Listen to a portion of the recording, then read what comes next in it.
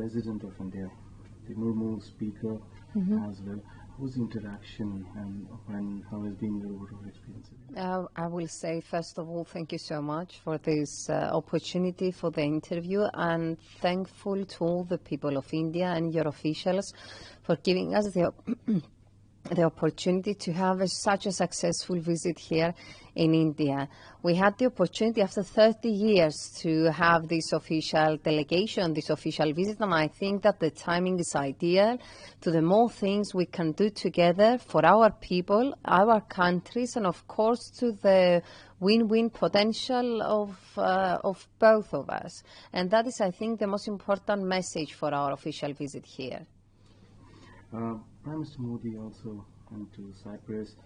You also met Prime Minister Modi. How do you look at the relationship between the two countries? And of course, after the visit by Prime Minister Modi, how do you look at I will rather say it was historical, the visit of the Prime Minister. And since then, we have such important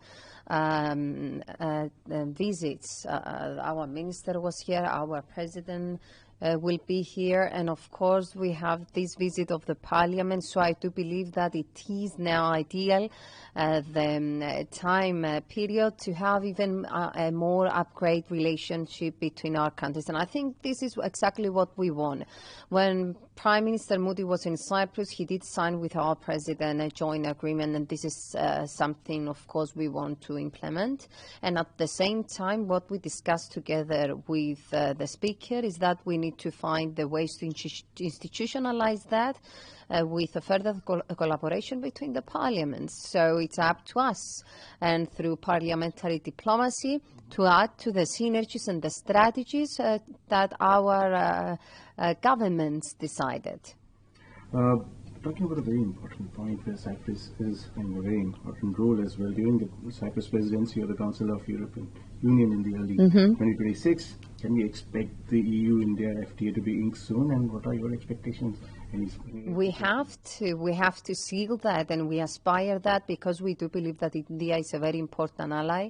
So as a full member of the European Union 20 years now, we will try to assist that in every possible way, because we do believe that is for the benefit of both of us.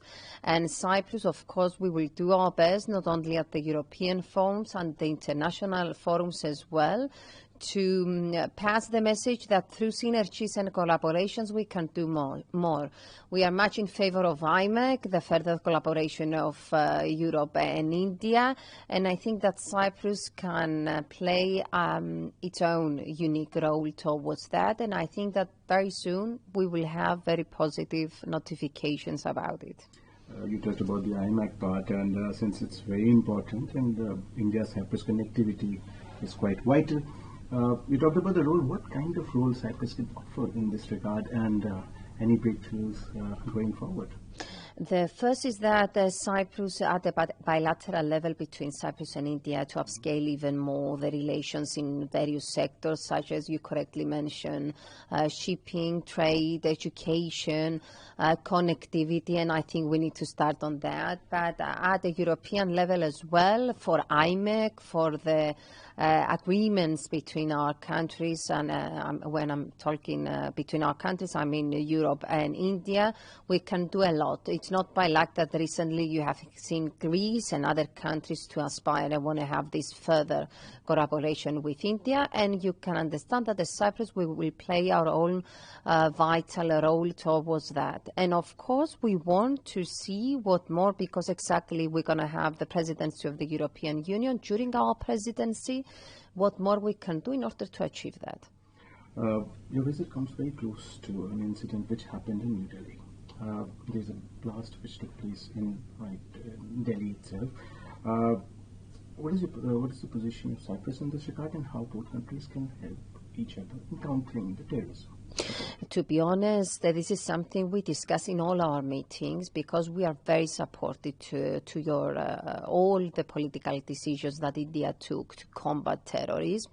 And allow me to say that in Cyprus we can understand that better because you know that after 5 decades still my country is divided and occupied by Turkey. So we don't believe in violence, we don't believe in the use of force, we believe in democracy. We believe in values and principles that we do cherish along with India. And this is exactly why we will support you in every possible way in order to spread the message around that in this era what we need is more compliance to what we represent, democracy and our values. You talked about the Turkey part, and there was a statement from Turkey in occupation into northern Cyprus. Can you tell us about the Nicosia's response and India's support for the same? We always had your support. India stood firmly, next to Cyprus all these years, corresponding positively to the agreed framework, which it is the resolutions of the United Nations, of the Security Council of the United Nations, and we are greatly grateful about it. Also, I need to refer to your presence in UNFICYP, that all these years India is supporting us, and this is something we are truly cherish. So, of course, your support means a lot, and we hope that soon we will be able to establish peace, stability, and security in our country as well. And of course, Cyprus can be a catalyst to the security and peace enforcement that we want for the neighborhood, for Europe, and for the whole world as well. That is why we do believe that India has a strong position and leverage to remark about everything that we need. It needs to be passed forward in order to accomplish that goal. A very landmark agreement which everybody is talking about is the mobility program arrangement. Is it ready to be inked, if you can? We are trying, to be honest. I spoke and I know that when our Minister of Foreign Affairs was there is something that you did mention, and they're trying to figure out ways to implement that. But then I hope that soon we will have something positive about it. It is not my jurisdiction to say anything further, but I can reassure you that it's something we are really examining on. How do you look at the India-Cyprus relationship and going forward? And also, what is the action plan for the bilateral relation in the next 5 years? It's up to us. It's up to us to find the ways to improve even more our collaboration. If I can judge from the past 1 year that after the Prime Minister's Moody's visit, that we have all these official visits and already some agreements, I think that in 5 years from now we can be positive about a further, more enriched collaboration between us, and I'm pretty much positive about it. This brings me to the last question. For the delegation, you personally, what would be the takeaway from your visit to India? First of all, and I will not talk about the political aspect, I will say about the warmth and the hospitality of people. We are really impressed and thankful, impressed by your heritage and your culture, and you can feel proud of your country, as I was saying earlier, that you have such a rich history, and you can tell from the moment you are here in India about how precious it is, your people and your culture.